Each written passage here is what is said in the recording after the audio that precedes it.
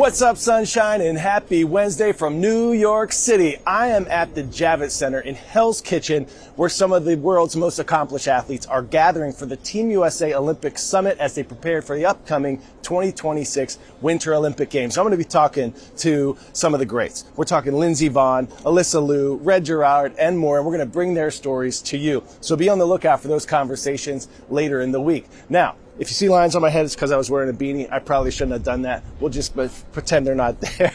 Listen, we have a ton of important stories to get to, so let's get you your news. We start today with an update on Hurricane Melissa, which is wreaking havoc in the Caribbean. The storm has torn across parts of Cuba, Jamaica, and much of the surrounding region after becoming the strongest storm on the planet so far this year. Melissa made landfall in Jamaica as the second strongest storm in Atlantic history, with sustained winds of 185 miles per hour. To put that into perspective, that's nearly as fast as most bullet trains or a Formula One race car, and it's actually faster than the cruising speed of some small planes. Melissa is the worst storm to hit Jamaica this century, and the first time the island nation has ever been hit by a Category 5 storm. The results are expected to be catastrophic, potentially impacting more than half of the island's population. We prepared significantly to save as many lives as possible, and that's why over 800 shelters were opened across Jamaica. Approximately 6,000 people, I'm hearing, based on the latest indication from the officials, have made their way into shelters. Ahead of landfall, Melissa maintained Category 5 status for more than twice as long as any other Atlantic hurricane so far this year. Unusually hot ocean temperatures supercharged the storm, intensifying Melissa's wind speed from 70 miles per hour to 175 in just 2 days' time. Previous storms this season underwent similar bouts of rapid intensification. Scientists say it's becoming more common as ocean temperatures continue to rise. Next up, we have an update on that brazen robbery at Paris's famed Louvre Museum. Police say they have arrested suspects in connection with the theft of France's crown jewels worth an estimated $120 million. But more than a week after the historic heist, officials are still on the hunt for the stolen jewels. Our Melissa Bell has more. Caught on camera as they fled the Louvre with more than $100 million worth of jewels. A heist carried out by 4 men in just 7 minutes, but with many clues left behind.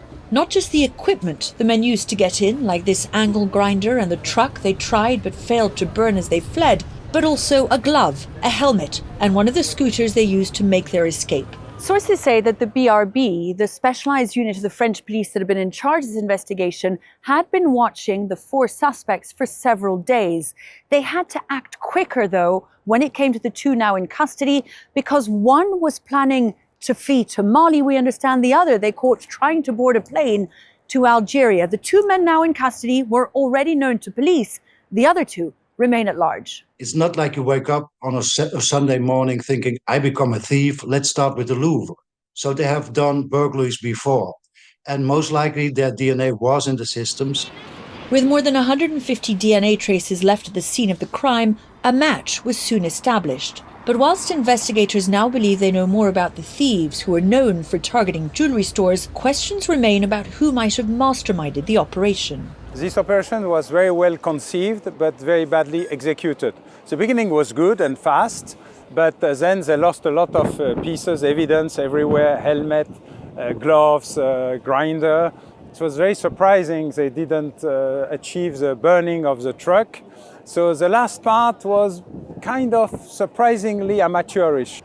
Still at large, the jewels that were stolen. The tiaras, necklaces, earrings and brooches of 19th century French queens.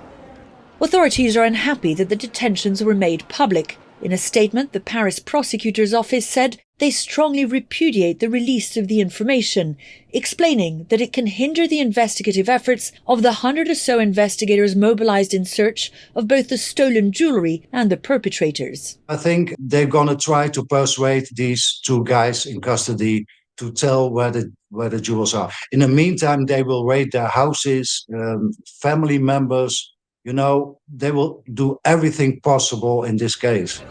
As for the crown jewels that were not stolen, French press reports suggest that some have now been moved out of the Louvre altogether, and to the Banque de France, the country's central bank, for safekeeping. Pop quiz, hot shot. Which ancient civilization was the first to use cacao beans as currency? Incas, Mayans, Olmecs, or Aztecs? If you said Aztecs, you sweet. Unlike the solid chocolate eaten today, though, the Aztecs also drank cacao mixed with water. It was thought to give strength and vitality, especially useful before battles or rituals. Our next story is about a price hike on something that is ubiquitous this time of year, Halloween candy. The numbers show it's more expensive and less chocolatey. Those little fun-size handouts are costing Americans nearly 11% more this Halloween season than last year. That's nearly quadruple the overall rate of inflation. The high cocoa prices have some shoppers picking gummy candies or pumpkin spice offerings over chocolate bars. CNN's Matt Egan has more. I don't think my kids are going to love this segment because if there's any kind of inflation that they don't like, it is candy inflation. Now, unfortunately, there's been this powerful 1-2 combination of high cocoa prices globally and high tariffs in the United States. They've combined to drive up prices. So how much more expensive is candy? Look at this, 11% more expensive than last Halloween. That's nearly quadruple the overall rate of inflation, and it's 5 times the price increases of last Halloween. Now, this is based on a new analysis that was shared first with CNN by this is coming from the Groundwork Collaborative, which is a progressive think tank. They went through all of the different candy prices and they saw some significant increase. Look at this, 8% increase in price for Reese's peanut butter cups. That is noteworthy because that's one of my favorite candies. Also looking at 9% increase for some of the gummy candy variety packs from Mondelez, 12% increase in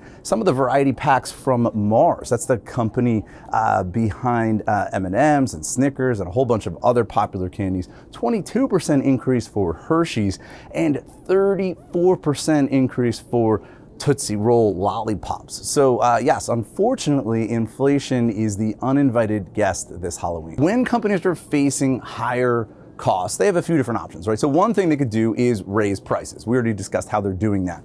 Another thing that they can do is they can actually cut down how much cocoa content is in some of the chocolate candies. Some of the companies are adding more sugar and they're having less cocoa. So that does mean less chocolatey chocolate, which as a parent of 2 boys, I don't see how that could possibly go wrong, adding more sugar. And then of course, there's also shrinkflation where they have less content in some of these packages so people don't feel like they're spending more and they're paying more, even though they are. And again, this is happening in part because of tariffs and also because cocoa prices have gone significantly higher over the last few years.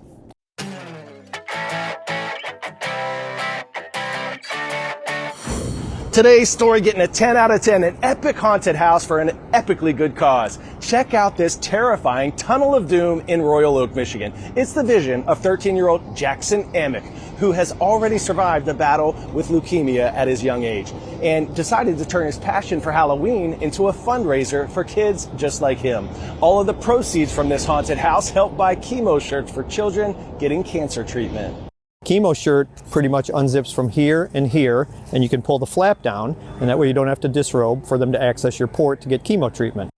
This will be the 3rd year since Jackson got his haunted masterpiece up and running, and they've already raised thousands of dollars. And this year, a new addition to the design, a monster designed by Jackson and his friends and created for him by the Make-A-Wish Foundation. Noise. Go check it out. Run. This is yours only, right? Yeah, this is, nobody else has this. All right, superstars, that's going to do it for today's show. But before I go, I do owe congratulations to Mrs. Zulling at Fowlerville Junior High in Fowlerville, Michigan. Thank you for submitting today's Your Word Wednesday winner, ubiquitous, an adjective meaning present, appearing, or found everywhere. Well done, and thanks for making us smarter today. Our shout out of the day goes to Miss Snyder at Basalt Middle School in Basalt, Colorado. Go Longhorns. Do you say hook 'em? Got to get my move on now. Going to go interview some of these Olympians for the show. Rise up. Go make it an awesome day. I'll see you right back here tomorrow. I'm Coy Wire, and we are CNN 10.